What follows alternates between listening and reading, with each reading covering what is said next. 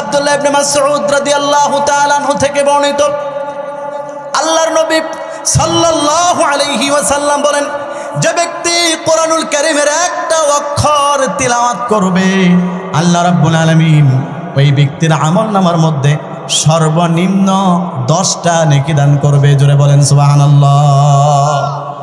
সর্বনিম্ন 10টা নেকি দেওয়া হবে কোরআনের এক একটা অক্ষরের বিনিময়ে, এক একটা হরফের বিনিময়ে।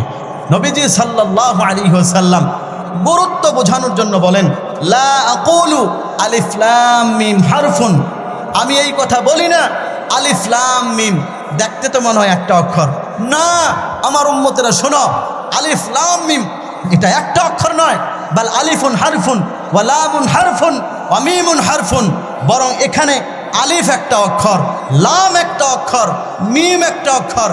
তার মানে আলিফ লাম মিম ছোট্ট একটা দেখা যায় একটা বাক্য একটা অক্ষরের মতো, কিন্তু এখানে 3টা অক্ষর আছে। কোনো ব্যক্তি আলিফ লাম মিম পড়লে আল্লাহ তাআলা ওই ব্যক্তির আমলনামায় কমপক্ষে 30টা নেকি দান করবেন। বলেন সুবহানাল্লাহ। সম্মানিত হাজিরিন, হুজুর চলে আসছেন, কথা বলবেন উনি।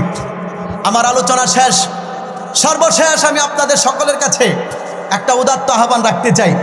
এই যে কোরআন, আল্লাহ পাকের কিতাব, আল্লাহ রাব্বুল আলামিন শ্রেষ্ঠ নবীকে, শ্রেষ্ঠ নবীর শ্রেষ্ঠ উম্মত আমাদেরকে দিয়েছেন।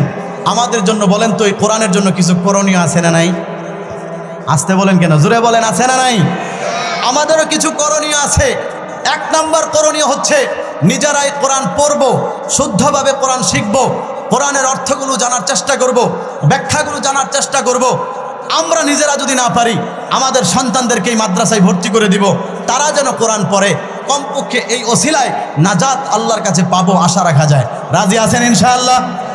জোরে বলেন রাজি আছেন ইনশাআল্লাহ?